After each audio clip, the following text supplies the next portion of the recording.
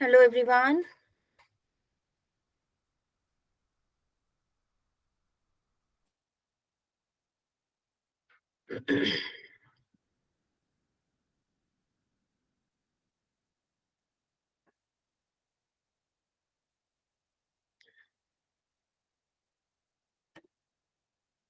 I'm just waiting for 2 or 3 minutes more, then we'll start the class.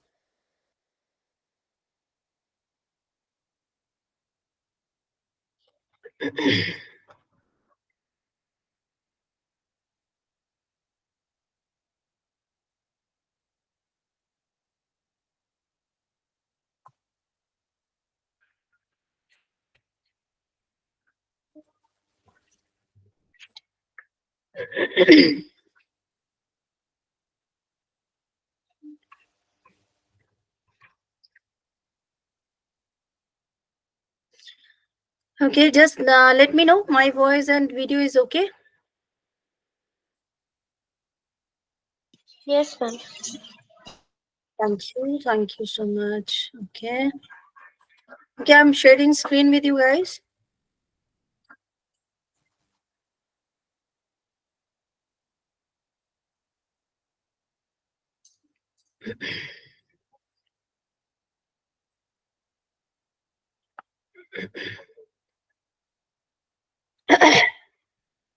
Yes.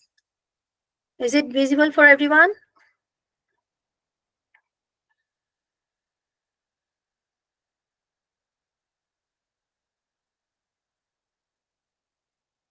Is the shared screen Yes, visible madam. to Yes. everyone? Okay. Yes, Okay. madam. Okay.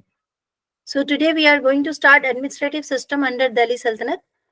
So just wait for 2 to 3 minutes more, okay? Yes, because students are still joining.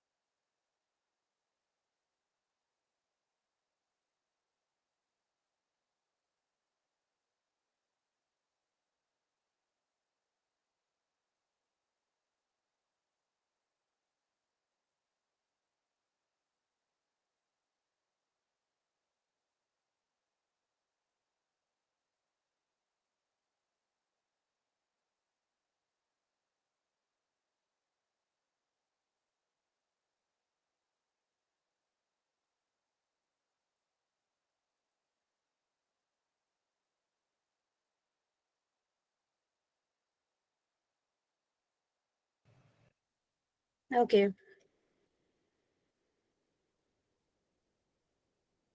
Okay. I'm going to start my class today.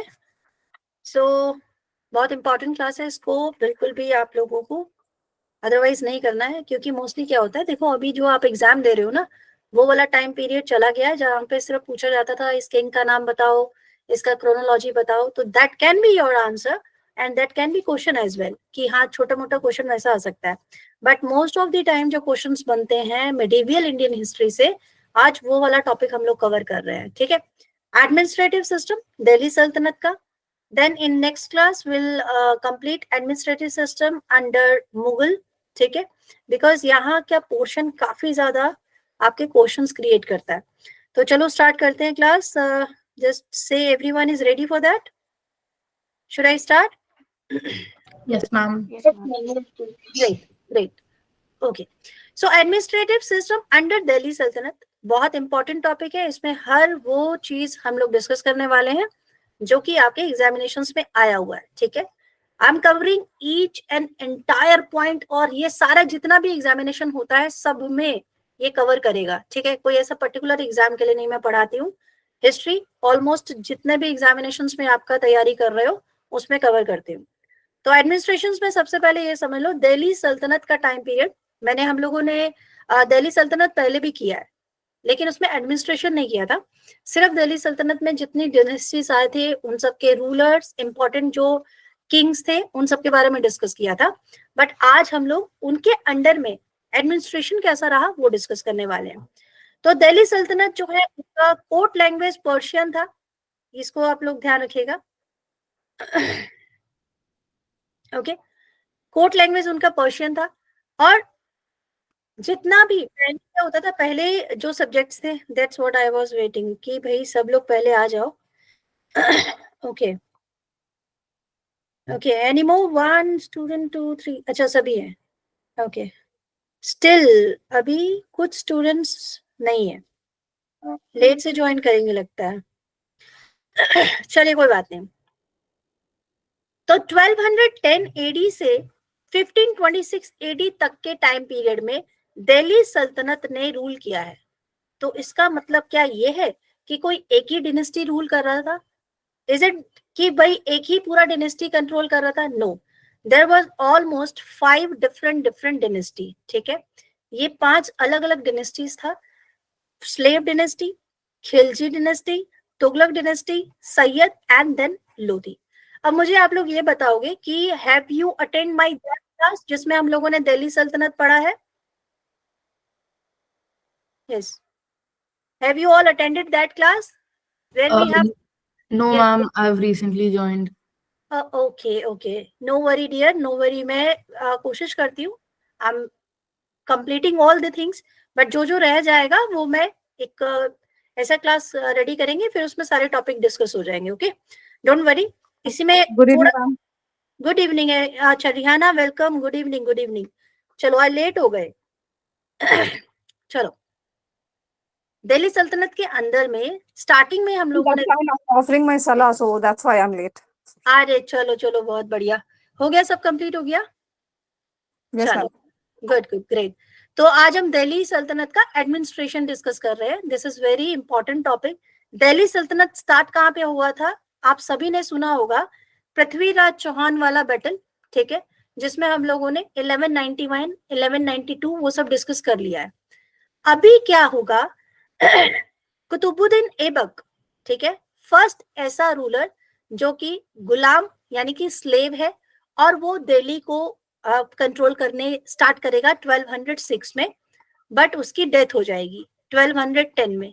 तो next जो ruler आता है वो इल्तुतमिश आएगा, और उसके बाद slave dynasty चलेगा 1206 से लेकर 1290 तक। ये पूरा एक डिनेस्टी है। इसके बाद जो नेक्स्ट डिनेस्टी आती है उसे खिलजी डिनेस्टी के नाम से जाना जाता है, जिसमें आप लोगों ने मोस्टली अलाउद्दीन खिलजी का नाम सुना है। वो डिनेस्टी का टाइम पीरियड 1290 से 1320 के बीच में रहेगा। उसके बाद आएगा तुगलक डिनेस्टी। ये आपका क्रोनोलॉजी है। तो क्रोनोलॉजी का भी आपका क्वेश्चन बनता है कई बार कई एग्जामिनेशन में, तो इसको भी आप लोग ध्यान दीजिएगा। तुगलक डिनेस्टी के बाद Sayyid dynasty, and then last one is Lodi dynasty. Lodi dynasty वो डिनेस्टी होगा जो कि एंड में जब आपका पानीपत बैटल होगा, first Panipat battle, so this dynasty was there जो बैटल करेगा विद मुगल, ठीक है। अभी जो स्टूडेंट नए ज्वाइन कर रहे हैं वो बिल्कुल टेंशन नहीं लेंगे, उनको भी एक क्लास में जरूर कवर करवाऊंगी जो टॉपिक रह गया होगा, बट आज के टॉपिक में आप लोग अपना 100% फोकस करोगे। देखो, दिल्ली सल्तनत के टाइम पीरियड में जो प्राइमरी रिस्पॉन्सिबिलिटी होती थी वो सुल्तान में होती थी। दैट मीन्स सुल्तान और the king was the superior power, but he was not alone, वो अकेला सारा रूल नहीं करता होगा ना। So he was with the nobles, जो कि कोर्ट के अलग से जो सर्विस पर्सन होते होंगे उनके अंडर में, बट ये लोग फॉलो करते थे रूल्स अंडर शरीयत, ठीक है, लॉज ऑफ शरीयत को फॉलो करते थे और उसी के हिसाब से अपने स्टेट्स चलाते थे। अब हम लोग क्या पढ़ने वाले हैं कि क्या क्या इंपॉर्टेंट नॉबल्स थे, क्या क्या अधिकारी थे which were helping for the sultan that moment. Delhi सल्तनत एक प्रॉपर वे में सेंट्रल एडमिनिस्ट्रेशन ही था, ठीक है, बिकॉज जो हेड ऑफ द एम्पायर था वो सुल्तान था, और उसके पास अनॉर्मस पावर्स थी, वास्ट पावर्स थी उसके पास। और उसने बहुत सारे ऑफिशियल्स भी अपॉइंट किए जो कि उसकी हेल्प करेंगे एडमिनिस्ट्रेशन में। अब जब हमारे एग्जामिनेशंस होते हैं तो क्वेश्चंस कहाँ से आते हैं? अभी तक जो मोस्ट ऑफ क्वेश्चंस आए हैं वो इन डिपार्टमेंट में से आए हैं। दीवाने रिजालत, दीवाने अर्ज, दीवाने बंदगान, दीवाने कजा मुमालिक, दीवाने इश्तियाक, दीवाने मुस्तकराज, दीवाने खैरात, दीवाने कोही, दीवाने इंशा। इन पर तो क्वेश्चंस बने ही बने हैं। अगर इनके फंक्शन में मैं बात करूं तो इन सबका फंक्शन भी मैंने यहाँ पे मेंशन कर दिया है। बट एज अ टीचर मेरा ड्यूटी सिर्फ ये नहीं रहेगा कि जो ऑलरेडी क्वेश्चन आ चुके हैं हम सिर्फ वही डील करेंगे, बल्कि मेरा ड्यूटी ये रहेगा कि और भी तो डिपार्टमेंट है उसपे भी क्वेश्चन बन सकते हैं। So I am going to complete maximum department जो कि बहुत इंपॉर्टेंट है। फॉर एग्जाम्पल सबसे पहले हम सेंट्रल ऑफिसर्स की बात करते हैं, जो मेन आपका जो किंग है उसके ऑफिस में उस समय रहते थे। जैसे सबसे पहले था वजीर, द प्राइम मिनिस्टर, जो कि उस समय चीफ मिनिस्टर भी था और रेवेन्यू फाइनेंस का इंचार्ज भी था। अब जो क्वेश्चंस आते हैं वो कैसे बनेंगे? या तो आपका जो मैच मेकिंग वाला क्वेश्चंस होता है उसमें एक साइड रोल्स एंड ड्यूटीज होगा और दूसरी साइड में आपका ये जो दीवाने इंशा और ये सारे जितने रोल है वो होगा। ठीक है, बट आपको कुछ भी मिस नहीं होगा, इसलिए ये क्लास में आप लोग ध्यान दीजिएगा। अर्ज मुबालिक कौन थे? Head of military department. काजी, हेड ऑफ लीगल ऑफिस। वकीलेदार, ये क्वेश्चन तो रीसेंट अभी एग्जामिनेशन में आया। वकीलेदार, controller of royal household. बरीद मुमालिक, head of the state news agency. ये पीडीएफ जब आप लोगों को मिल जाएगा तो आप इसको एक एक करके इसमें पढ़ लेना। ठीक है, ये दाहिर मुमालिक, सदर सुदूर, ये भी क्वेश्चंस में भी आया है, सदर सुदूर। ठीक है, नायब वजीर, ये देखो नायब वजीर भी एक पोस्ट है, वजीर के लिए क्वेश्चन आ चुका है, but maybe they can give you on the post of नायब वजीर, so that is a deputy minister. Okay, मुशर्रफ मुमालिक is the like regular question, कई बार पूछा जा चुका है, बट अमीर हाजिब, this is a new question. काजी मुमालिक is every time favorite question, I can say this is important. There are some more important questions, वो भी मैं आपको जरूर बताऊंगी। काजी उल कजात, ठीक है, head of chief judicial department. और आमिर आखर, आमिर आखर रिसेंटली बहुत फेवरेट होता जा रहा है एग्जामिनर का, officer in charge of royal horses. ठीक है, अब ऐसे ही आप आगे पोस्ट जब पढ़ते रहेंगे, शाना पिल और अमीर बाहिर। ओके, अमीर बाहिर, तो ये सब भी आपका क्वेश्चंस का हिस्सा है। अब इसको मैंने एक और चीज के लिए आप लोगों को और इजी हो जाए तो मैंने ये भी आपके सामने फॉर्मेट दिया है, जिसमें आपको ये पता चलेगा कि भाई दीवाने विजारत जो पोस्ट है पूरी दिल्ली सल्तनत में एक ही बार नहीं चलता रहा। इसको किसने मतलब ऑर्गेनाइज किया, किसने अपॉइंट किया, ये पोस्ट निकाला किसने है? जैसे दीवाने वजारत जो है ये बलबन और अलाउद्दीन खलजी, इन दोनों ने यूज किया था इस पोस्ट को अपने डिपार्टमेंट में जो पर्सन था उसके लिए। बट दीवाने अर्ज, ये भी कितनी बार ये क्वेश्चन आ चुका है कि इसको कौन से रूलर ने जो है फाउंड किया है, दैट इज बलबन। अर्ज मुमालिक होते कौन है? मिलिट्री डिपार्टमेंट के जो हेड होते हैं, जिनका काम होता है मिलिट्री से रिलेटेड जितने भी फंक्शंस हैं उनका ध्यान देना। ठीक है, देन वी हैव दीवाने रिजालत। व्हाट इज दीवाने रिजालत? That is a department which is connected with appeals and foreign affairs. Okay, and दीवान रिजालत is important under इल्तुतमिश। अब यहाँ पे आके कई बार स्टूडेंट कंफ्यूज होता है, इल्तुतमिश की जगह वो टिक कराता है एमबीके पे, मोहम्मद बिन तुगलक पे, तो ये नहीं करना है। ठीक है, इल्तुतमिश, इन सब का मैंने आपको रूलर्स का नाम भी दिया है। दीवाने इंशा, ये भी कई बार आ चुका है ये क्वेश्चन। दीवाने अर्ज, दीवाने इंशा कई बार रिपीट हुआ है। डिपार्टमेंट ऑफ कॉरेस्पॉन्डेंस, जो लेटर्स वगैरह लिखे जाते थे, ठीक है, इनका काम है जितना भी जो किंग्स वगैरह होते थे वो जो कॉरेस्पॉन्डेंस आपस में करते थे, डिप्लोमेटिक कम्युनिकेशंस वगैरह रहता था, वो दीवाने इंशा के फील्ड में था। और इसके हेड कौन होते थे? दाबिर खास।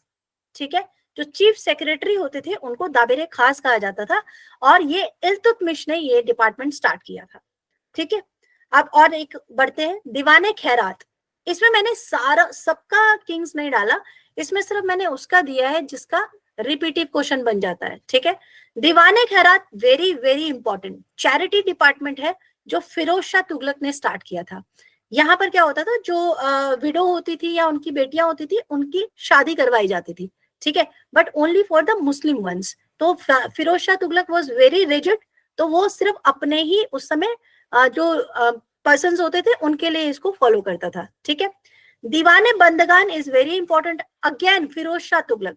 ठीक है, ये रिपीट क्वेश्चन जो आ रहे हैं उनको मैं वेरी इंपॉर्टेंट टिक कर रही हूँ, आप लोगों को ये एकदम जहन में रखना है कि इसको मिस नहीं करना है। डिपार्टमेंट ऑफ स्लेव्स, ठीक है, जिनका काम था स्लेव्स को मैनेज करना, उनके वेलफेयर को संभालना, and Firoz Shah Tughlaq was the head of that. Firoz Shah Tughlaq जो मोहम्मद बिन तुगलक के बाद रूलर बनेगा तुगलक डिनेस्टी का।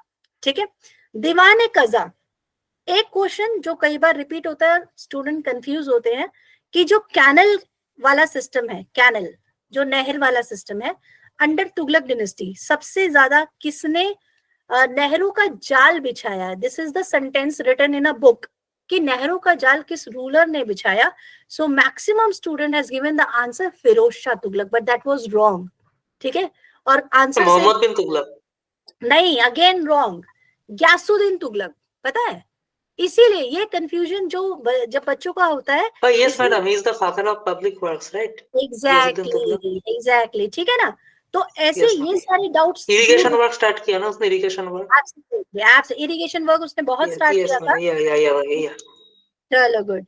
और हुआ क्यों था? क्योंकि मोहम्मद बिन तुगलक ने ऑलरेडी जब दोआब वगैरह के टैक्सेस लगा दिए थे, तो फिरोज शाह तुगलक ने उसके बाद ये चैरिटी वगैरह का डिपार्टमेंट ओपन किया, क्योंकि उससे पहले इतना ज्यादा प्रॉब्लम क्रिएट हो चुका था। तो वो सब हसल बसल को मेंटेन करने के लिए फिरोज शाह तुगलक ने ये सारे चैम्बर्स अपने स्टार्ट किए थे। ठीक है, देन दीवाने मजलिम, court of the grievances, started by Qutubuddin Aibak and Alauddin Khilji both. ठीक है, पहले कुतुबुद्दीन ऐबक ने स्टार्ट किया, देन अपने टाइम पीरियड में अलाउद्दीन खिलजी ने इसे कंटिन्यू किया। दीवाने मजलिम, इसका काम था कि ये कंप्लेंट सुनना और जितने भी प्रॉब्लम्स होती हैं वो सब दूर करना, नोबल्स और ऑफिशियल्स के साथ मिलके। दीवाने मुस्तकराज, अगेन बार बार पूछे जाने वाला क्वेश्चन है, दीवाने मुस्तकराज, डिपार्टमेंट ऑफ एरर्स। ठीक है, collected error and outstanding Avenue, ये एरर क्या होता है बता सकते हो क्या? कोई बताओ, फटाफट से बताओ। नहीं पता तो फटाफट से बोलो नहीं पता, बस टाइम वेस्ट नहीं होना चाहिए। नहीं पता मैडम, वो लैंड रेवेन्यू मतलब टैक्स। एरर का मतलब होता है, कई बार ऐसा होता है कि हम टैक्स कलेक्ट करते हैं तो कहीं ना कहीं कोई अमाउंट मिस हो गया है, कैलकुलेशन में नहीं मिल रहा है, एक्स्ट्रा हो गया है, तो ये जितने भी अमाउंट्स होते हैं जो अकाउंट्स हैंडल करते हैं उनको ये एरर में डालते हैं। ठीक है, दिस इज नॉट अ गलती वाला एरर, ये वाला दूसरा एरर है। तो डिपार्टमेंट ऑफ एरर बना ही दिया गया जिसमें सारे आउटस्टैंडिंग रेवेन्यूज जो है या फिर जो एरर्स बचे हुए हैं जो थोड़े से मिसलेनियस अकाउंट्स में आ गए हैं उनको कलेक्ट करना। ठीक है, तो ये अलाउद्दीन खिलजी ने किया था। अलाउद्दीन खिलजी की market policies we have discuss in our previous class, लेकिन आप लोगों को मिस नहीं करना है, मार्केट पॉलिसीज बहुत इंपॉर्टेंट है। ठीक है, अंडर अलाउद्दीन खिलजी हम लोग फिर से रिपीट करेंगे, टेंशन नहीं लेना। जो जो टॉपिक मुझे लगता है कि आप लोगों के एग्जामिनेशन के लिए बहुत इंपॉर्टेंट है वो फिर से रिपीट जरूर आएगा। दीवाने को ही, अगेन मल्टी टाइम क्वेश्चन हो गया अब ये तो, दीवाने को ही एग्रीकल्चरल डिपार्टमेंट है। और कंफ्यूजन कहाँ पे आएगा? एमबीटी ने स्टार्ट किया, मोहम्मद बिन तुगलक ने स्टार्ट किया, बट इसके साथ बलबन के साथ क्रॉस कर दिया जाता है इसको, बट आंसर एमबीटी ही होगा, मोहम्मद बिन तुगलक दीवाने को ही, जो एग्रीकल्चर डेवलपमेंट के लिए और इरिगेशन के लिए प्रोजेक्ट स्टार्ट किया गया था। ठीक है, चलिए यहां तक किसी को कोई कंफ्यूजन है? मुझे बताओ फटाफट से। No, ma'am. सबको क्लियर है? कोई डाउट? मैडम, ये सारे जो हिंदी टर्म्स है इसको याद करना होगा ना। ये हिंदी टर्म्स, ये उर्दू टर्म्स जो है, दीवाने मुस्तखराज, दीवाने कोही, दीवाने मजलूम, ये जो टर्म्स है सब याद करना होगा ना। ये अरे ये तो याद हो गया यार, तुमको कितना अच्छा बोले तुम, क्लियर एकदम ये तो याद हो गया, टेंशन हाँ मत लो। मैम, जरा जरा हो गया लेकिन बाद में भूल जा सकते हैं, इसलिए। नहीं नहीं भूलोगे नहीं, हम ऐसा करेंगे अपने ही क्लास में सबको एक एक डिपार्टमेंट दे देंगे, फिर उसके बाद सब टेक्स्ट कलेक्ट करना, सबका डिपार्टमेंट हो जाएगा। ठीक है, चलो Yes, ma'am. Yes, easy हो जाएगा. ठीक है ठीक है, मुझे पता है फिर वजीर वाला तो रिहाना ही लेगी पक्का सबसे ज्यादा स्ट्रॉन्ग पोस्ट वही है। चलो नेक्स्ट आता है प्रोविंशियल एडमिनिस्ट्रेशन। अब यहाँ पर एक बात को ध्यान रखोगे सभी स्टूडेंट्स, ठीक है, हम लोगों ने कभी भी एम्पायर के बारे में पढ़ा है तो एम्पायर आप जानते हो, India was not a small country that moment, और आज भी नहीं है। तो इंटायर इंडिया पर कंट्रोल करना was not easy task. When Delhi सल्तनत को अपॉर्चुनिटी मिला कि वो इंटायर इंडिया पे कंट्रोल कर रहा है, तो उसने क्या किया, एक तो उसने सेंटर, ठीक है, सेंटर जिसको उसने डिवाइड कर दिया इक्ता में, ठीक है, इक्ता में, और इक्ता को आगे डिवाइड किया परगना में। ये अगर आप चाहो तो कहीं लिख लेना यार, ठीक है, क्योंकि ये इंपॉर्टेंट होता है, परगना में। और परगना आगे डिवाइडेड थे विलेज में। तो स्मॉलेस्ट यूनिट क्या हो गया, विलेज, ठीक है, स्मॉलेस्ट यूनिट हो गया विलेज। इसी के हिसाब से एडमिनिस्ट्रेशन भी चला। अभी तक हम लोगों ने जो ऑफिशियल्स के बारे में पढ़ा है, जितने भी डिपार्टमेंट के बारे में पढ़ा, हमने देखा कि सेंट्रल जो गवर्नमेंट होती है वो सारे डिपार्टमेंट उसके अंडर है। अब हम पढ़ेंगे नेक्स्ट प्रोविंशियल एडमिनिस्ट्रेशन, जो उससे छोटे यूनिट थे, ठीक है। तो दिल्ली सल्तनत divided their kingdom into several iqta, जिसको बाद में इक्तादार देखते थे। इक्ता का मतलब होता है एक प्रॉपर एरिया, जिसको देखने के लिए उसका हेड है इक्तादार, ठीक है। Again iqta were divided into smaller unit. आगे इक्ता भी आगे यूनिट्स में थे, जैसे परगना में, शिक्स में, और उसके बाद विलेज में, ठीक है। परगना के बाद नेक्स्ट विलेज नहीं था, शिक था, और शिक के बाद था विलेज, ठीक है। इतने सारे अलग अलग पार्ट हैं इसके। यहां पर जिसको कंफ्यूजन है मुझसे अभी पूछोगे, मैं फिर से इसको क्लियर करूंगी क्योंकि ये इंपॉर्टेंट है। कोई कंफ्यूजन है? Ma'am will you please repeat it once? अरे उल्टा क्या है? I'll do that definitely। अब देखो, आपका आज की डेट में हमारे इंडिया में जो एडमिनिस्ट्रेशन चल रहा है, कैसे डिस्ट्रीब्यूट किया गया है, एक है सेंट्रल गवर्नमेंट, एक है स्टेट गवर्नमेंट, फिर है लोकल गवर्नमेंट, है ना, जिसमें म्यूनिसिपल काम करता है। इसी टाइम पीरियड को अगर हम दिल्ली सल्तनत के टाइम पीरियड में चलते हैं, तो एक है सेंट्रल गवर्नमेंट, ठीक है, जिसमें जो रूलर है वो है किंग है। उसने आगे डिवाइड किया इक्ता में, आगे के जो एरियाज है जिसमें मल्टीपल परगना होंगे, डिस्ट्रिक्ट वगैरह कलेक्ट करके जो बड़े बड़े टाउन्स होंगे, उन्हें इक्ता कहा गया, ठीक है। इक्ता को आगे और कन्वर्ट किया गया परगना में, ठीक है। परगना क्या होगा कि जो छोटे छोटे टाउन्स है उनका कलेक्शन होगा। उसके बाद है शिक, ठीक है। शिक क्या है कि जब नंबर ऑफ विलेज इसके अंडर आते होंगे, 100 विलेज है या फिर 150 विलेज है, मिलाकर एक शिक बनता होगा। और लास्ट आपका होता है विलेज। एडमिनिस्ट्रेशन को अच्छे से संभालने के लिए सभी की ड्यूटी बांधी गई और सबको अलग अलग डिवाइड कर दिया गया, ठीक है। अब मुझे बताओ, क्या इतना समझ में आया? अगर इतना समझ में आया तो फिर आगे बढ़ेंगे। मैडम उस समय में कोई Yes, टाउन ma'am. नहीं था ना, इसलिए सब विलेज ही था। क्या क्या टाउन था भाई? अरे ऐसे मत बोलो। हम लोगों ने उस दिन विजयनगर एम्पायर के बारे में क्या पढ़ा था? There was a person who saying that Vijayanagara empire was similar like a Rome। सोचो, हम आज की डेट में इंडिया को बहुत सारे एरियाज में डिस्ट्रीब्यूट कर रहे हैं, मल्टी ऐसे बिल्डिंग्स वगैरह बनाते हैं, बट उस टाइम पीरियड में जब इंजीनियर्स जो नहीं थे, फिर भी बहुत सुपीरियर टाउन्स थे, बहुत अच्छी सिटीज थी और बहुत वेल मैनेज था सब कुछ। यहीं पर देख लो, ये कितना बड़ा एग्जाम्पल है कि एक रूलर है सेंटर में, ठीक है, एक रूलर है जो कि इंडिया का भी नहीं है, वो बाहर से आया, इंडिया में रहने लगा, बट इंडिया के एडमिनिस्ट्रेशन को उसने कितना स्ट्रांगली मैनेज किया। उसने सेंटर को इक्ता में डिवाइड किया कि भाई कुछ ऐसा रखते हैं, कुछ लोग बड़े बड़े टाउन संभालेंगे, उसके बाद फिर परगना संभालेंगे, परगना के बाद शिक। तो ये सारा जो एडमिनिस्ट्रेशन डिपार्टमेंट है उसमें अलग अलग मैनेजमेंट भी रहा, ठीक है। ये सारा चीजें, जो परगना है उसके हेड को आमिल कहते हैं या मुंसिफ कहते हैं, इसको मिस मत करना, ये कई बार आया हुआ है। परगना का जो हेड होता था वो मुंसिफ, इक्ता का हेड होता था इक्तादार, ठीक है, जिसे बाद में हम लोग जमींदार कहने लगे, जो कि मनसबदारी सिस्टम मुगल के टाइम पीरियड में था, इक्तादारी सिस्टम इल्तुतमिश के टाइम पीरियड में था। डिपार्टमेंट सेम ही रहेंगे बट इनके नाम चेंज हो जाएंगे। जब हम मुगल के टाइम पीरियड का पढ़ेंगे उस समय एडमिनिस्ट्रेटिव जो यूनिट्स होंगे मे बी उनमें कहीं ना कहीं कोई नाम का चेंजेस आप लोगों को नजर आएगा। यहाँ तक क्लियर हुआ? तो हम लोग आगे बढ़े अभी। Yes ma'am. यहाँ तक क्लियर है? Yes madam.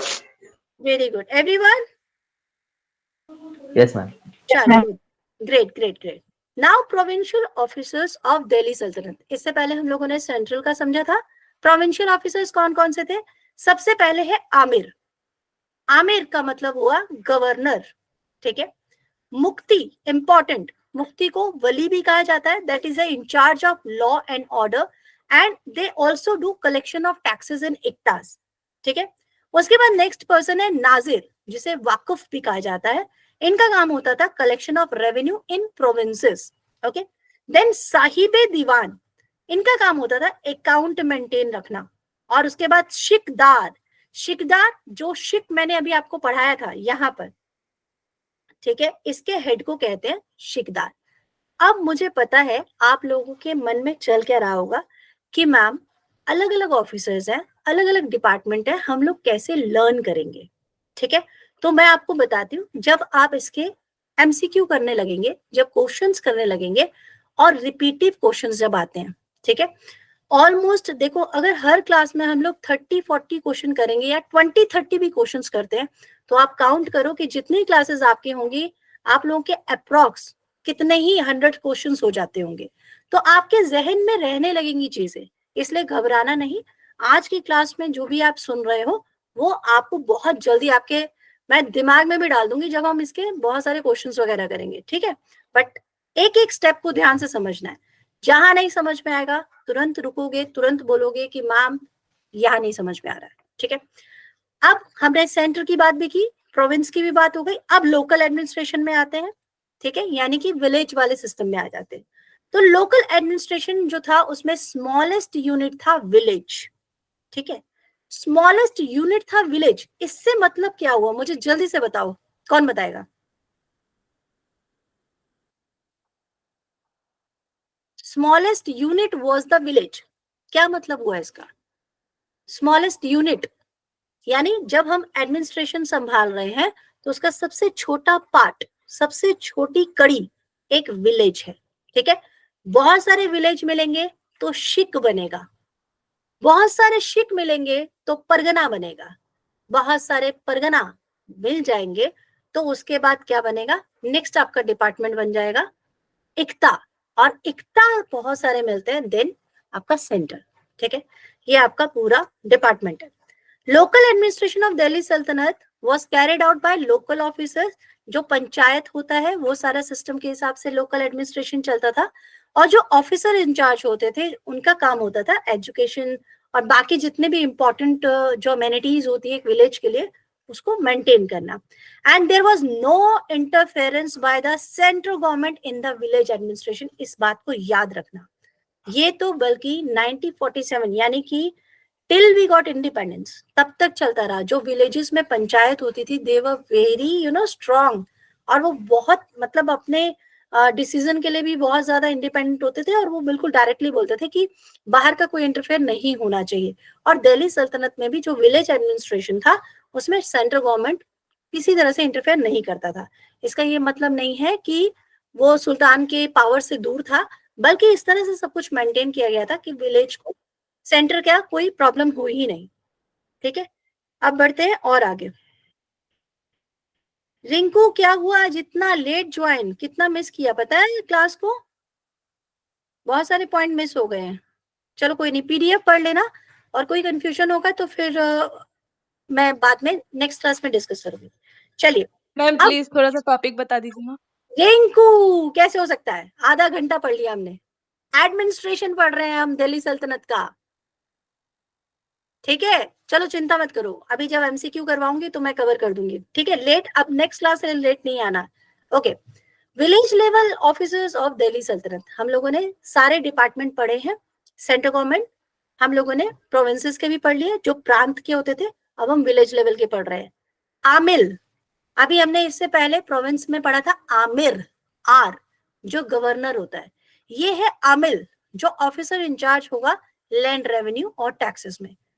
हजमदास जो ट्रेजर्स है फाइनेंस में, काजी, शिकदार, कोतवाल, फौजदार, पटवारी, ये सारे इंपॉर्टेंट हैं, सभी क्वेश्चंस आ चुके हैं। ठीक है, इनमें कोई ऐसा, सिर्फ ये हजमदार जो है ये वर्ड अभी तक नहीं आया, क्योंकि ये वर्ड थोड़ा सा बोलने में अजीब था, तो हमारे जो एग्जामिनर होते हैं वो भी ध्यान देते हैं कि एक एग्जामिनेशन का एक रेपुटेशन मेंटेन रहे, तो कुछ कुछ ऐसे वर्ड जो थोड़ा कॉमिक हो सकते हैं उसको थोड़ा सा अवॉइड ही कर देते हैं। तो ये वर्ड अभी तक आया नहीं है, बट कभी कोई नोटोरियस हमारे एग्जामिनर बैठ गए तो हो सकता है ये वर्ड भी दे दें। ठीक है, हजमदार। तो काजी, आमिल, शिकदार, कोतवाल, फौजदार, पटवारी, ये सारे क्वेश्चंस आपके आ चुके हैं। विलेज रिकॉर्ड कीपर, ये रिसेंट के क्वेश्चंस बता रही हूँ मैं आपको, बहुत पहले के नहीं बता रही हूँ। ठीक है, रिसेंट मैंने रेलवेज में, बीपीएससी में जो आपके पेपर्स देखे हैं, यूपीएससी में पेपर्स देखे हैं, उसमें ये सारी पोस्ट मैंने देखी हुई है। Criminal officers and law maker शिकदार होता है। कोतवाल जो आज की डेट में हमारे पुलिस ऑफिसर्स हैं, उनको उस टाइम पे कोतवाल कहा जाता था। ठीक है, बट इसका हेड कौन है? इसका हेड शिकदार रहेगा। यहाँ कमिश्नर होते हैं बट उस समय शिकदार ही हेड रहेंगे। फौजदार आपके मिलिट्री इंचार्ज है, मेजरिंग लैंड का काम करेंगे। ठीक है, ये विलेज लेवल है। अब तीनों लेवल कंप्लीट हो गए। ठीक है, हमने सेंटर भी पढ़ लिया है, सेंटर पढ़ लिया, प्रोविंस पढ़ लिया। ठीक है, और अब हमने विलेज लेवल भी पढ़ लिया, यानी जो 3 लेवल हो सकते थे वो कंप्लीट हो गया है। तो यहां तक किसी को कंफ्यूजन है तो मुझे बताओ जल्दी से, आगे बढ़े। Yes ma'am. Very good, very good. चलो आगे बढ़ते हैं। अब पढ़ते हैं दिल्ली सल्तनत का रेवेन्यू एडमिनिस्ट्रेशन। रेवेन्यू, टैक्सेस लेना। ठीक है, मेन सोर्स रेवेन्यू का क्या था? जो लैंड रेवेन्यू था, जमीन से जो टैक्स आता था, एग्रीकल्चर से जो टैक्स आता था। हर एक रूलर के टाइम पीरियड में अलग अलग रेशियो रहा है, तो एक स्टैग्नेंट रेशियो नहीं रहा है, इसलिए मैं यहाँ नंबर्स नहीं बता पाऊंगी कि हाँ भाई 1/2 था, क्योंकि अलाउद्दीन खिलजी 50% टैक्स लेता था एग्रीकल्चर पे। ठीक है, और आप इल्तुतमिश की बात करें तो वो 1/3 लेता था, तो सबका अलग अलग है, इसलिए क्वेश्चन बाकी सब पे तो नहीं बना। अलाउद्दीन खिलजी पे एक आध क्वेश्चन आया हुआ है कि कितना % वो टैक्स लेता था, but that's not very important. But ठीक है, you have to be in mind कि हाँ भाई ये हमें पढ़ना है कि किस पीरियड में कितना टैक्स था। एंड रेवेन्यू एडमिनिस्ट्रेशन जो है उस पीरियड में 2 कैटेगरी में डिवाइड किया गया था। एक था जुडिशियल एडमिनिस्ट्रेशन और दूसरा था मिलिट्री एडमिनिस्ट्रेशन। जुडिशियल एडमिनिस्ट्रेशन में जो हाईएस्ट जुडिशियल अथॉरिटी था वो सुल्तान ही था। ठीक है, लेकिन इसके साथ साथ में एक और सुपीरियर पावर होती थी, वो होती थी काजी की। वो कौन थे? जो चीफ जुडिशियल ऑफिसर थे। ठीक है, सिर्फ एक अलाउद्दीन खिलजी है जिसने रिलीजन को, जो उसका ऑफिस था, उससे दूर रखा, एडमिनिस्ट्रेशन से दूर रखा। अदरवाइज बाकी सारे जितने भी रूलर्स रहे हैं वो उनके ऊपर पूरी कमांड रिलीजियस अथॉरिटी वाले पर्संस की ही रहती थी। ठीक है, मिलिट्री एडमिनिस्ट्रेशन की अगर मैं बात करूं तो सुल्तान ही जो था वो सुल्तान as a commander of army होता था। ठीक है, इसकी भी अलग अलग डिवीजन है, जैसे रॉयल आर्मी, गवर्नर्स की आर्मी अलग, फ्यूडल आर्मी अलग और वॉर टाइम की आर्मी अलग। अब इसी आर्मी से मैं आपको वो सारी चीजें जो हम लोगों ने सेंट्रल गवर्नमेंट की पढ़ी वो समझाती हूँ, ध्यान से सुनो। क्यों डिपार्टमेंट डिवाइड किए गए? सेंटर में, इक्ता में, परगना में, शिक में, देन विलेज में। सपोज आज की डेट में यदि आप कलकत्ता में हैं एंड आपको किसी से झगड़ा हो गया आपका, ठीक है, आप तुरंत किसी को भी कॉल करेंगे फोन पर और वो आपकी हेल्प के लिए आ जाएंगे। ठीक है, अगर वो आउट ऑफ स्टेट में है तो फ्लाइट लेंगे, फटाफट आ जाएंगे। अगर वो आउट ऑफ कंट्री में है तो भी फ्लाइट लेंगे, फटाफट आ जाएंगे। बट अगर मैं उस समय के किंग्स की बात करूं तो किंग्स का बैटल तो हमेशा चलता रहता था। तो एक किंग तो एक पर्टिकुलर जगह पे ही रह सकता है ना, ऐसा तो नहीं हो सकता कि एक किंग अगर आज दिल्ली में है और कल को बैटल आगरा में छिड़ गया तो फटाफट पहुंच जाएगा। ना तो वहां रेलवेज है, ना तो वहां पर फ्लाइट का है, कोई संसाधन नहीं है। इल्तुतमिश फ्लाइट में बैठ के तो जाएगा नहीं। ठीक है ना, तो इसीलिए जो पूरा एडमिनिस्ट्रेशन था उसको अलग अलग पार्ट्स में बांटा जाता था। सुपीरियर पावर में सुल्तान ही रहता था, लेकिन वो क्या करता था, वो अपने ब्रांचेस बनाता था। ब्रांचेस कैसे बनाया कि एक मैं सेंटर में रूलर हूं, तो आगे जो मेरे बच्चे हैं, मेरे प्रिंस हैं, वो सब क्या बनेंगे, वो गवर्नर बनेंगे, हाई पोस्ट, मुझसे नीचे वाला जो हाई पोस्ट है वो उनके पास रहेगा और वो इक्ता संभालेंगे, ठीक है। जो बड़े बड़े टाउन्स हैं वो उनके अंडर में रहेंगे। उनका काम क्या होगा कि जब सेंटर किसी उसमें आ जाता है, कोई वॉर, कोई बैटल, कुछ भी आ जाता है, तो इक्ता में उन लोगों की ड्यूटी है, उन्होंने अपनी अपनी अलग अलग जो आर्मी है वो रेडी रखी होगी और वो आएंगे और फटाफट हेल्प करेंगे। ये आर्मी कौन सी होगी, ये होगी गवर्नर की आर्मी, ठीक है। उसके बाद जब हम परगना की बात करेंगे, परगना के अंडर में जो भी हेड है उसका काम क्या है, वो टैक्स लेगा अपने अंडर के एरिया का और बदले में क्या देगा, वो बदले में हेल्प करेगा किंग की। वो अब उसके पास भी अपने सैनिक है, वो उनको साथ में लेकर जाएगा और जहां पे भी बैटल होगा वहां पे हेल्प करेगा। और उसके पास कौन सी आर्मी होगी, उसके पास फ्यूडल आर्मी होगी, ठीक है। जमींदार है ना, तो फ्यूडल आर्मी होगी। परगना का काम यही है।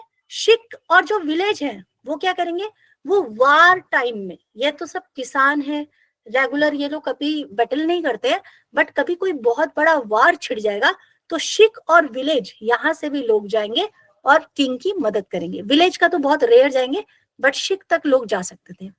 इसीलिए एडमिनिस्ट्रेशंस को अलग अलग पार्ट्स में बांटा गया और आर्मी भी सबकी अलग अलग हुई, royal army, governor army, feudal army और वार टाइम आर्मी। अब यहां तक सबको क्लियर है तो मैं आगे बढ़ूं? Yes ma'am. Very good. चलो, सभी को सब कुछ समझ में आ रहा है? क्लास में स्टूडेंट हैं या चले गए, कहाँ गए? ठीक है, ओके ओके, कोई प्रॉब्लम होगा तो मुझे तुरंत बताना, ठीक है। चलिए, यस, अब हम नेक्स्ट बढ़ते हैं आपका दिल्ली सल्तनत के एकता system. Yes, anyone saying something? एकता क्या? एकता, एकता होता है, इल्तुतमिश ने ये वर्ड को स्टार्ट किया था। एकता का क्या किया उसने, उसके अंदर में 40 स्लेव्स थे, ठीक है। ये सारे स्लेव्स ही थे जो कुतुबुद्दीन ऐबक के साथ इंडिया में आए थे रूल करने के लिए। बट ये स्लेव वो स्लेव नहीं थे जो आज के टाइम पे हम लोग बोलते हैं कि हाँ काका चाय ले आओ, पोछा लगा दो, झाड़ू लगा दो, ये वो स्लेव्स नहीं होते थे। ये स्लेव्स इन लोगों ने किसी बैटल में जीते होते थे या उनके साथ वर्क करते थे, एज अ उनके अपने सन जैसे रह सकते हैं वैसे ये रखे जाते थे, बहुत स्ट्रांग होते थे। तो इल्तुतमिश ने क्या किया, उसके अंडर में उसके 40 स्लेव्स थे जिसको उन्होंने एक एक एरिया दे दिया, बड़ा बड़ा एरिया, कि तुम ये इतने एरिया तुम संभालोगे, इतने एरिया तुम संभालोगे और तुम्हारे ऊपर जो गवर्नर होगा वो मेरे बच्चे होंगे, ठीक है। तो मैं इक्ता में डिवाइड करूंगा सारे इंपॉर्टेंट जो मेरे टाउन्स है, ठीक है। इट्स अ नेम, इक्ता, जैसे हम लोग डिपार्टमेंट बनाते हैं। तो इक्तादारी system started by Qutubuddin Aibak और उसके बाद कंटिन्यूएशन हुआ इल्तुतमिश के थ्रू। Is that clear? समझ में आया? ठीक है। अभी आज के डेट में जैसे हम जमींदारी सिस्टम सुनते हैं ना, जमींदारी सिस्टम, जमींदार है, तो वो किसने स्टार्ट किया था? वो किया था अकबर ने स्टार्ट किया था ये वाला सिस्टम। मनसबदारी सिस्टम के थ्रू जमींदार एंटर करते थे, ठीक है। ये सिर्फ नाम चेंज होते रहते हैं, बट स्टार्टिंग में जैसे हमने विजयनगर पढ़ा था तो हमने उस समय क्या पढ़ा था कि आरमार नायक, नायक पढ़ा था। तो नायक भी वही था जो यहाँ पर इक्ता है, उनका काम भी सिमिलर ही है, ठीक है। अब इक्ता सिस्टम को यहाँ पे समझो। इक्तादारी सिस्टम एक administration, okay, someone ask something. Yes Asma, please बताओ। If there's an officer and he's responsible for a particular ikta, will he be responsible for the shik and the villages under that ikta also? Pargana also. Okay. Is the commissioner or the havaldar, are they same? Are they work same? No. Commissioner was the superior one. Yes. The superior one is not similar works like a junior, right? Every person has their own responsibility, own working area, right? Yeah. So that person, so like for example, commissioner is there, but havaldars are working under him. So like that, I am asking that there would be different people working for the parganas and all that, and they will be working under that person, or only that person will be working for taking decision for everything. Okay, listen, they are different department. because the area are very far from everything. There is Agra situated near in north, and a person who is Sheikh, he is settled down nearby south. So they cannot contact each other. So they have to take their decision own. ठीक है, उनके ऊपर कोई control नहीं करेगा. But if something happen कि हाँ उनको कोई डिसीजन लेना है, कोई स्ट्रॉन्ग डिसीजन लेना है, now they had to move to there जो सुपीरियर पर्सन है. और शिख का सुपीरियर पर्सन वाज शिकदार, नॉट इक्तादार. तो वो अपने सुपीरियर को वो अप्रोच करेंगे, वही डिसीजन देंगे. ठीक है. और शिकदार जो है वो इक्तादार से कनेक्ट नहीं रखेगा, वो कनेक्ट होगा सुल्तान से. ठीक है, बिकॉज वो जो भी उसको प्रॉब्लम होगा उसका डिपार्टमेंट अलग है, तो वो डायरेक्ट अपना सुल्तान से ही क्लियर करवाएगा, वो इक्ता के पास नहीं जाएगा फिलहाल. ठीक है, क्लियर हुआ? Huh. I thought that because it's smaller than that, it will come under that. That's what I thought. Understood. नहीं, that is under the department, but it's not like कि वो उसके पास कभी गया होगा. बिकॉज मोस्ट ऑफ टाइम पे क्या होता था, they were there only to work with like a harmony, की काम तो साथ में ही करना है. ठीक है, बट जब भी ऐसे कोई प्रॉब्लम होता था, मोस्ट ऑफ टाइम जो उसका हेड होता था वही सॉल्व कर देता था. प्रॉब्लम होता ही नहीं था. प्रॉब्लम कहाँ पे होगा, जब कोई स्ट्रॉन्ग जो सेंटर पावर होता था उसकी डेथ हो जाती थी. For example when Iltutmish died ना, तो उसका ये जो इक्तादारी सिस्टम था ये पूरा गड़बड़ हो गया था, बिकॉज कोई भी स्ट्रॉन्ग रूलर नहीं था. So they were ready to be a independent ruler. उन्होंने स्टार्ट कर दिया कि अब हम इंडिपेंडेंट रूल करेंगे. बट बलबन जो है वो एक न्यू रूलर बन के आता है, अगेन वो पावर में आता है और वो सबको फिर से क्लियर करता है. बट आफ्टर मुगल ये डिक्लाइन, जब हम देखेंगे ना औरंगजेब का डिक्लाइन होने लगता है, तो सारे स्टेट वेदर इज हैदराबाद और वेस्ट बंगाल, द बंगाल और समथिंग, सबके जो इक्तादारी वाले थे सिस्टम थे, जो हेड थे, वो अपने आप को इंडिपेंडेंट रूलर बना देते थे. तो जैसे जैसे जिसको पावर मिलता जाएगा वैसे वैसे वो अपने आप को इंडिपेंडेंट करता चला गया. बट जब ये बिल्कुल सिस्टम स्टार्ट हुआ था तो ये बिल्कुल चेन की तरह था, सबसे सुपीरियर, फिर उसके अंडर, फिर उसके अंडर, फिर उसके अंडर. तो जो शिकदार था उसको किसको रिप्लाई करना है, तो शिकदार को परगना हेड को रिप्लाई करना है. परगना हेड जो था उसको किसको रिप्लाई करना होगा, उसको इक्तादार को रिप्लाई करना होगा. फिर इक्तादार को किसको रिप्लाई करना है, सुल्तान को करना है. सो that is a connecting chain. Now is it clear? Yes, got it. Thank you. Okay okay okay. देखो हिस्ट्री बहुत उलझने वाली चीज है. ठीक है, हम लोगों को इसको जितना इजी वे में हो सकता है उतना इजी वे में ही पढ़ना होगा. ओके. अच्छा, मेरा कैमरा ऑफ है, मैं खामखा कैमरे को देख के बोल रही हूँ. अरे कहाँ से ऑफ हो गया? ओके, यस, चलिए. सो मैं कहाँ पे थी? Yes, iqta system. Iqta system was introduced by Mohammad of Ghor. Mohammad of Ghor was the same person who had battle with Prithviraj Chauhan. ठीक है, जो तराइन बैटल हुआ था उसमें मोहम्मद गौरी का बैटल हुआ था पृथ्वीराज चौहान से. बट अच्छा, can you tell me the date of Tarain war? जल्दी जल्दी. तराइन वॉर और बैटल इंपॉर्टेंट है, डेट बताओ फटाफट से. 1192. There were two Yes, sir. battles. In first battle, Prithviraj Chauhan defeated Muhammad Ghori. Yes. But in second battle, Prithviraj Chauhan was defeated, and he did not get help from Jayachand. And What was thereafter, the he date? was. Sorry, What was, madam. what was the date? There were two battles. 1193. 1191. Very good. 91, Second, 92. Very good. 1192. First one was absolutely, 91. And second one was absolutely. Okay, good. So these two battle were important. इसी दो battle के बाद पूरा India का history change हुआ. Muhammad of Ghor he entered in India, लेकिन वो यहाँ पर रुकता नहीं है, वो रिटर्न जाता है और कुतुबुद्दीन ऐबक जो उसका स्लेव होता है उसको वो दिल्ली में छोड़ के जाता है कि now you have to look after Delhi, अब तुम संभालो. बट कुतुबुद्दीन ऐबक जो है वो भी 4 सालों में उसकी भी डेथ हो जाती है. बट ये इंस्टीट्यूशन जो स्टार्ट किया गया था, इक्ता सिस्टम इंट्रोड्यूस किया है मोहम्मद ने, बट इसका जो पूरा फॉर्म किया, पूरा बिल्डअप किया, वो इल्तुतमिश ने किया है.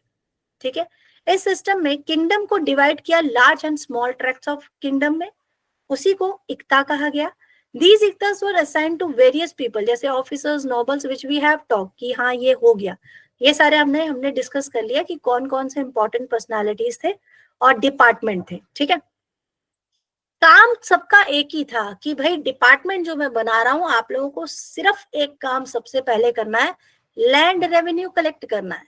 क्योंकि अगर विलेज में कोई खेती कर रहा है तो खेती करके वो रोज अपना टैक्स देने राजा के पास तो जाएगा नहीं, तो वो किसके पास देगा टैक्स? अपने जो एरिया का हेड है उसको, वो आगे देगा। इस तरह से एक डिपार्टमेंट दूसरे डिपार्टमेंट से कनेक्ट हो जाता था, ठीक है।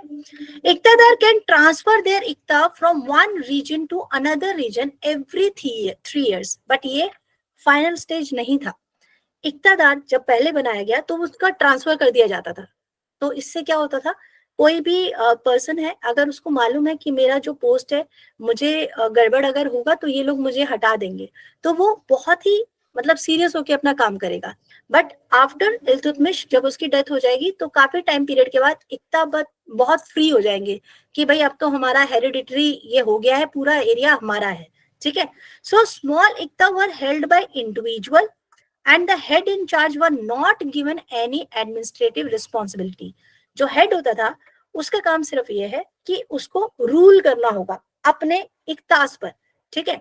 बाकी उसके जो इंचार्ज वगैरह है उसके अंडर में जो प्रोविंशियल हम लोगों ने पढ़े थे ऑफिसर्स है, वो सब संभाल लेंगे, ठीक है। तो वो भी एक तरह का अपने आप को किंग ही समझने लग जाते थे जो हेड होते थे। ड्यूरिंग द दिल्ली सल्तनत period iqta system underwent numerous changes, इसीलिए इस पर क्वेश्चंस बहुत कम बनते हैं। जब आप अगर कोई बहुत हायर एग्जामिनेशंस के लिए प्रिपेयर करेंगे and when you write the descriptive answer then only you have to be there कि इक्ता सिस्टम को और डीपली पढ़ना है। बट ऑब्जेक्टिव में इक्ता सिस्टम के अंडर जो चेंजेस आएगा वो आपका क्वेश्चन का पैटर्न नहीं बनता है, फिलहाल तो नहीं बना है, आगे बनेगा तो मैं बता दूंगी आपको। Initial stages, Ikta was a revenue yielding piece of land, ठीक है, but during Firoz Shah Tughlaq reign, Ikta became hereditary, very important। ये क्वेश्चन एज इट इज आया हुआ है ऑब्जेक्टिव में कि during which ruler Ikta became hereditary। Hereditary का मतलब क्या होता है, मुझे कोई बताएगा? Come on guys, answer. The son takes over. Absolutely, बिल्कुल।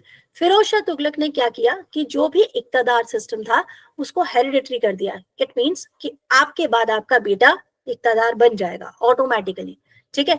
तो ये मतलब उसने किया, बट बहुत गड़बड़ इससे बाद में हो जाएगा, ठीक है, वो अभी नहीं पढ़ते हैं। दिल्ली सल्तनत का मेजर कंट्रीब्यूशन, या Ma'am, so before it became hereditary, how were Iqtidars chosen? Through power, like a through Sultan, through the sultan. Okay, हाँ जी. whatever person he like, ठीक है, उसको जो अच्छा लगेगा कि हाँ he is a capable person, he can control the land and everything, he is very strong person, तो वो उसको चूज कर लेता था। Okay, ma'am. Thank you. ठीक है, चलिए नेक्स्ट है दिल्ली सल्तनत का major contributions, art and architecture, very important से। ये भी बहुत सारी चीजें, आर्ट एंड आर्किटेक्चर एक बहुत इंपॉर्टेंट पार्ट होता जा रहा है। मतलब पहले क्या होता था, सिर्फ यूपीएससी फोकस करता था आर्ट एंड आर्किटेक्चर पर, ठीक है, बहुत सारे क्वेश्चंस देता था, डिस्क्रिप्टिव में क्वेश्चंस होते थे, ऑब्जेक्टिव में होते थे। बट अभी सारे एग्जामिनेशन आर्ट एंड आर्किटेक्चर से बहुत सारे क्वेश्चन पुटअप कर रहे हैं। दिल्ली सल्तनत में हमें क्या ध्यान देना है कि दिल्ली सल्तनत के जो आर्किटेक्चर्स हैं उसमें मिक्स मिलेगा आपको, इंडियन और इस्लामिक दोनों स्टाइल है, ठीक है।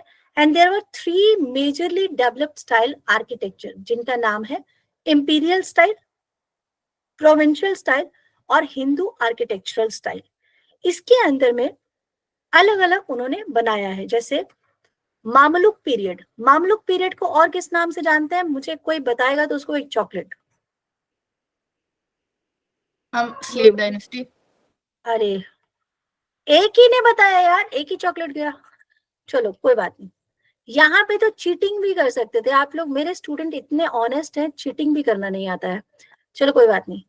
So this table gives you information कि क्या क्या आर्किटेक्चर्स जो थे वो दिल्ली सल्तनत के टाइम पीरियड में बना।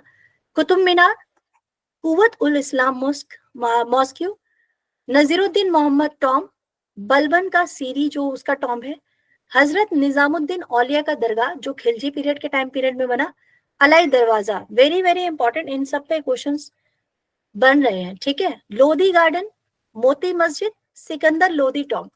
इसके अलावा और भी आर्किटेक्चर्स हैं जिस पर क्वेश्चन आते हैं, बट मैक्सिमम क्वेश्चन इन्हीं पर बने हैं।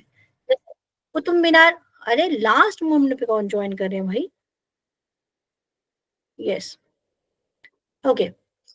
जैसे ममलुक पीरियड यानी स्लेव डिनेस्टी में कुतुब मीनार जो बनाया गया था, उसके पहले कुछ फ्लोर्स बने थे। Initial started by Qutubuddin Aibak, but उसको फिनिश किया इल्तुतमिश ने। देन उसके 2 फ्लोर गिर जाते हैं, तो वो उसको फिरोज शाह तुगलक ठीक करवाता है, फिर उसकी रिपेयरिंग वर्क होता है। तो इस तरह से 3-4 रूलर हैं जो इसके साथ कनेक्ट हो जाएंगे, ठीक है। ये आप लोग को मैं होमवर्क दे रही हूँ, इसका मैं यहाँ पर कर सकती थी, बट ये आप लोगों को खुद करना है, ठीक है। कुवत उल इस्लाम मॉस्क्यू किसने बनाया? नसीरुद्दीन मोहम्मद टॉम। ये नसीरुद्दीन कौन है? अच्छा, यहाँ पर किसी को पता है क्या? फिलहाल मालूम है क्या who is Nasiruddin? Anyone? He is important personality. ये बहुत कोई डेयरिंग वाला पर्सन नहीं है, कोई बहुत स्ट्रॉन्ग पर्सन नहीं है, but he was the son of Iltutmish, और इल्तुतमिश की वीकनेस था उसका ये वाला बेटा, ठीक है, नसीरुद्दीन मोहम्मद। तो इसके लिए वो टॉम बनाकर गया था। फिर बलबन, बहुत इंपॉर्टेंट पर्सनालिटी है, बलबन के बारे में भी डिस्कशन हम लोग कर चुके हैं पहले, बट बाद में इसके बारे में और जानेंगे। उसके बाद ये वाला, अच्छा ये मैं आप लोगों को होमवर्क इसलिए दे रही हूँ क्योंकि फटाफट से हम लोग कुछ क्वेश्चंस करेंगे। सो गाइस, यहाँ तक सबको क्लियर हो गया है क्या? कोई कंफ्यूजन है? नहीं मैम, ठीक है। Very good. Now this is literature time. Literature time period में दिल्ली सल्तनत में बहुत इंपॉर्टेंट पर्सनालिटीज हैं, जैसे अल बरूनी, ठीक है, जियाउद्दीन बरनी, अमीर खुसरो, और इनकी लिखी बुक्स आपको याद होना ही चाहिए, ठीक है। मैं आपको एक टेबल भी दे देती हूँ जिसमें मैंने इन सब की बुक्स लिखी है। अल बरूनी ने अरेबिक और पर्शियन, ये स्कॉलर है, बहुत ज्यादा पॉपुलर है, और ये महमूद ऑफ गजनी के टाइम पीरियड पे आया था, ठीक है। महमूद ऑफ गजनी मोहम्मद गौरी से पहले आया है, इस बात को याद रखिएगा, कंफ्यूजन नहीं होना चाहिए।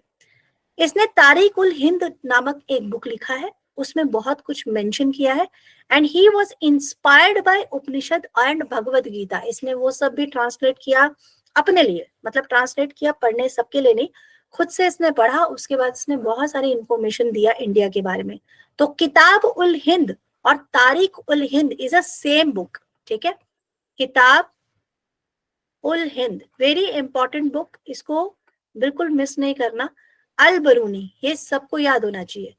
अमीर खुसरो, ये पर्शियन पोएट है, इसने बहुत सारी बुक्स लिखी हैं, कपलेट्स भी लिखी हैं इसने, 4 लाख कपलेट्स लिखी हैं। कपलेट दोहे को कहा जाता है, ठीक है, जो छोटी छोटी लाइंस में बोली जाती है, स्मॉल जो पोएम्स होती हैं।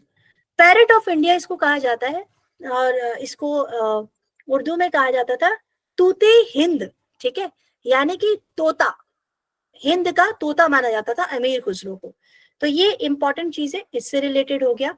और डिसइंटीग्रेशन कैसे हुआ, डिक्लाइन कैसे हुआ, ये मैंने आपको यहाँ पर दे दिया है। अब टाइम बहुत कम है, इसलिए मैं आपको सीधा ले जा रही हूँ एमसीक्यू पे।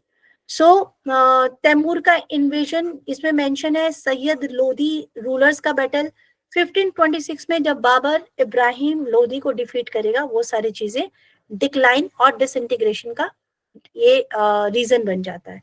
सो गाइस, अभी तक जितना भी आप लोगों ने पढ़ा पीडीएफ में, क्या वो सबको क्लियर हो गया? Shall we start the MCQ class? Yes, madam. Everyone? Yes, ma'am. सबको क्लियर है ना? चलिए चलिए, okay, so yes, okay, so all the very best. Let's see कितना आप लोगों का अपना आंसर अपने नोटबुक में मेंशन करना है, कितना आप लोगों का करेक्ट हुआ है, कितना आप लोगों का रॉन्ग हुआ है। Question number 1, Which of the following Sultan established दीवान ए अर्ज? ये देखो, ये क्वेश्चन मैंने नहीं बनाए हैं, एग्जामिनेशन में ऐसे ही पूछे गए हैं, ठीक है। Which of the following Sultan established दीवान ए अर्ज? इल्तुतमिश, अलाउद्दीन खलजी, बलबन, मोहम्मद? बताओ फटाफट से। बलबन। मोहम्मद बिन तुगलक। एक बोल रहे हैं मोहम्मद बिन तुगलक, एक बोल रहे हैं बलबन, और बलबन। बलबन 2, और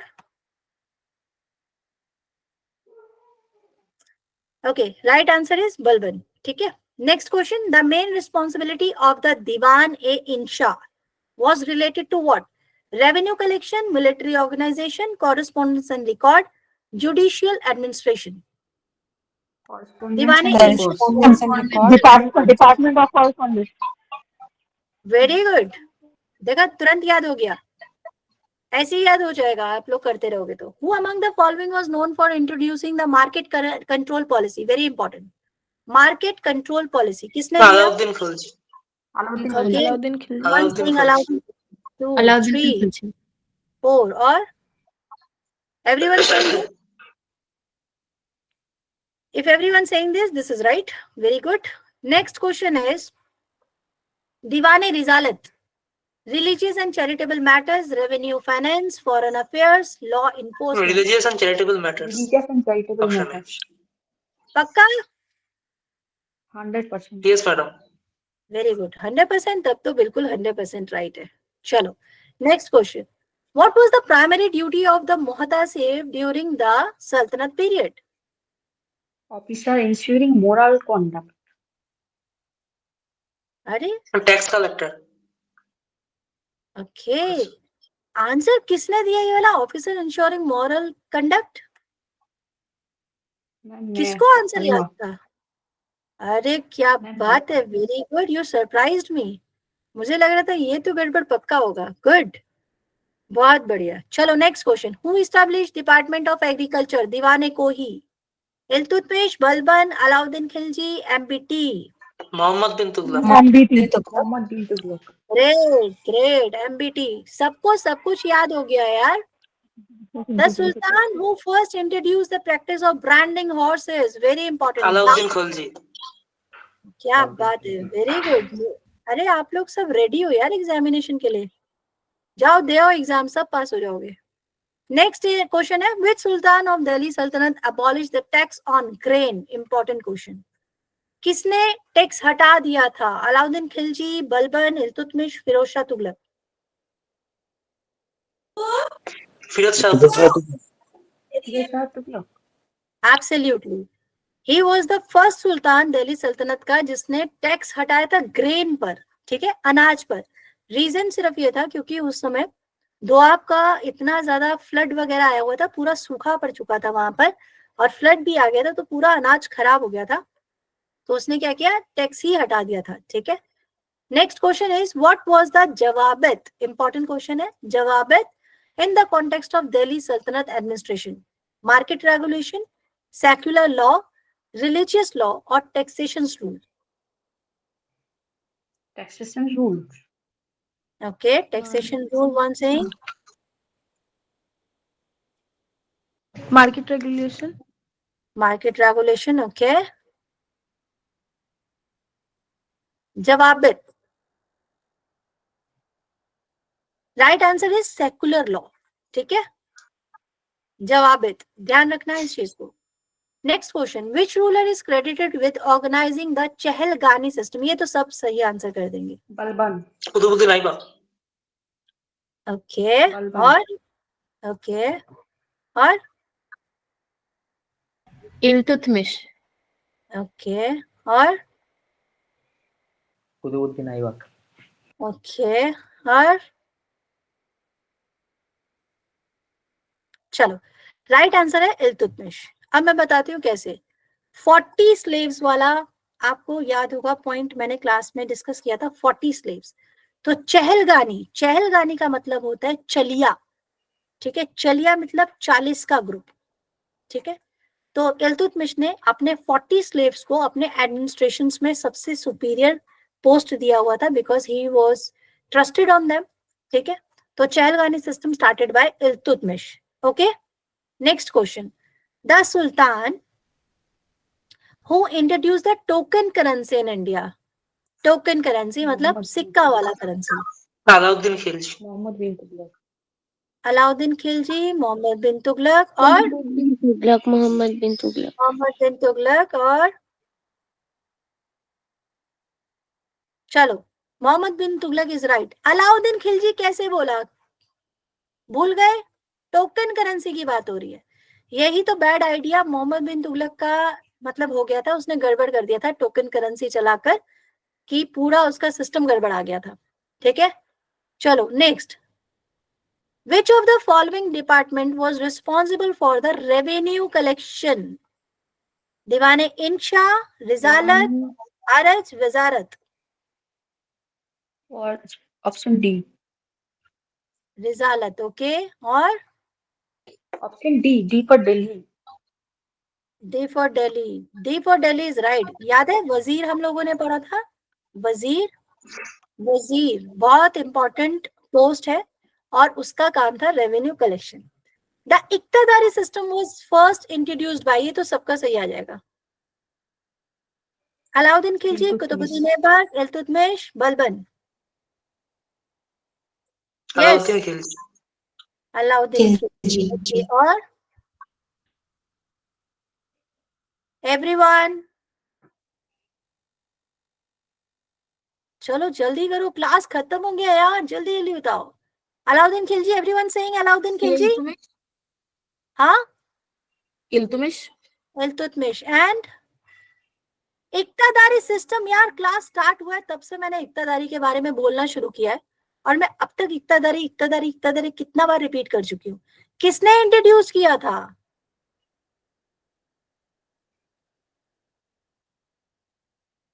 इल्तुतमिश। इल्तुतमिश, इल्तुतमिश।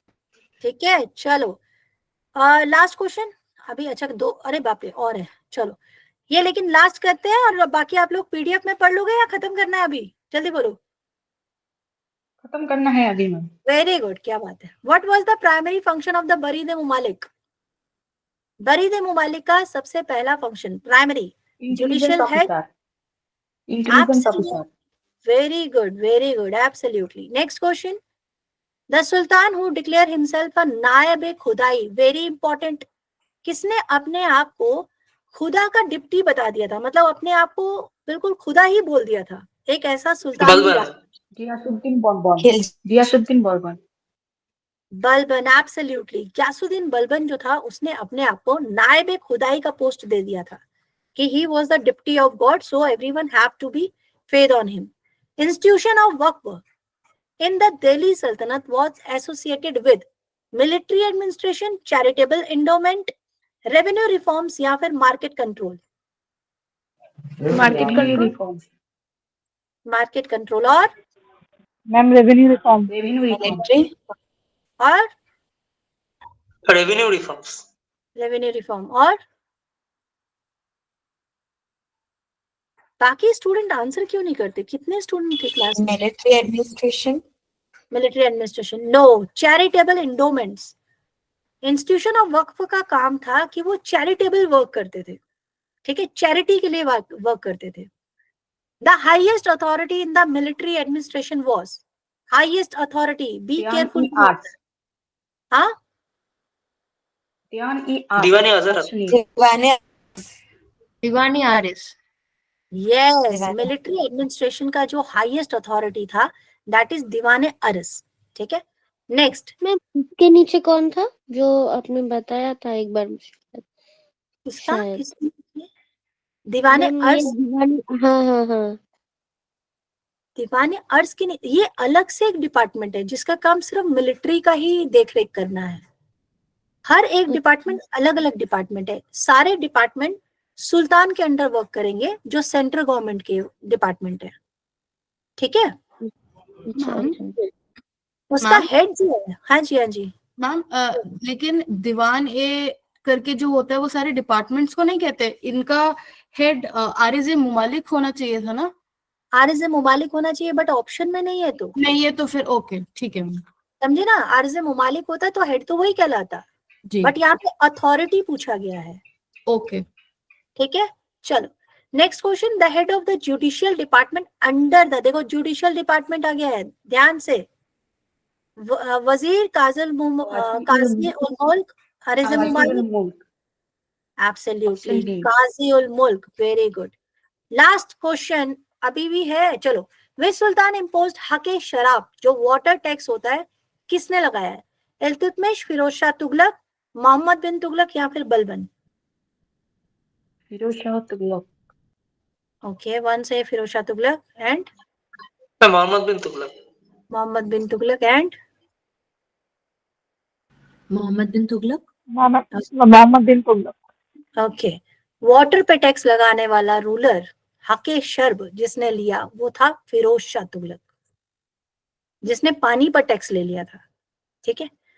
लास्ट क्वेश्चन है फवाजिल रेफर्स टू व्हाट. फवाजिल, फवाजिल का मतलब क्या होता है?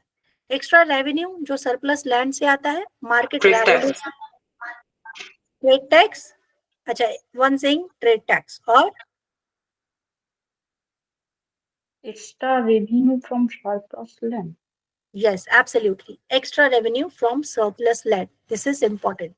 ठीक है. So these are 20 questions only. और मुझे लग ही रहा था कि आज की क्लास थोड़ा लेंदी रहेगा, इसलिए 30 क्वेश्चन आज मैंने दिया नहीं. सो क्लास ये सारा हो गया, आपका एमसीक्यू कंप्लीट हो गया, आपका एडमिनिस्ट्रेशन क्लास कंप्लीट हो गया. आई होप कि सबको क्लियर हो गया होगा. किसी को कुछ पूछना है फटाफट से पूछो. क्लास तो हो गया है. मैम चलो. मैम क्लास से रिलेटेड नहीं है, लेकिन ये पूछना था कि पीडीएफ कहाँ मिल जाएगा? जी हाँ, आप ना एक ग्रुप में होंगे आप लोग शायद. मैम एक ब्रॉडकास्ट चैनल पे. ब्रॉडकास्ट चैनल पर है आप, तो वहां पर आपको पीडीएफ वहीं पे मिल जाएगा. अगर बाय चांस नहीं मिलता है तो आई थिंक वो कांटेक्ट पर्सन जो होगा जिससे आप डील कर रहे होंगे, जी. आप उनसे एक बार कांटेक्ट कर लीजिएगा, because I think you knew ना. Yes ma'am. हाँ. और बाकी सब लोग there's मुझे no बताओ group, पीडीएफ कैसे but- मिलता है? ग्रुप नहीं है कोई, बट 1-on-1 सबको सेंड कर दिया जाता है क्लासेस के थोड़ी देर बाद. अच्छा ठीक है, तब जिया you will get your PDF easily. Ma'am मेरे को एक्चुअली लास्ट क्लास का भी नहीं मिला था, विजयनगर एम्पायर वाला, तो इसीलिए I thought I ask you only. तो I will reach out to them and I will tell them कि मेरे को नहीं मिला है. बिल्कुल बिल्कुल, Yes. एकदम रिलैक्स होके बिंदास बोलना है, मुझे पीडीएफ चाहिए. जी Okay. Ma'am. Thank you ma'am. So thank you everyone. So this is the end of the class. और all the very best. सभी लोग अच्छे से अपना स्टडी करो. ठीक है, एग्जाम की प्रिपरेशंस करो बढ़िया से. All the very best. Good night everyone. Good night, ma'am. Thank you. Yeah, good night, ma'am. Good night. Good night everyone. Good night.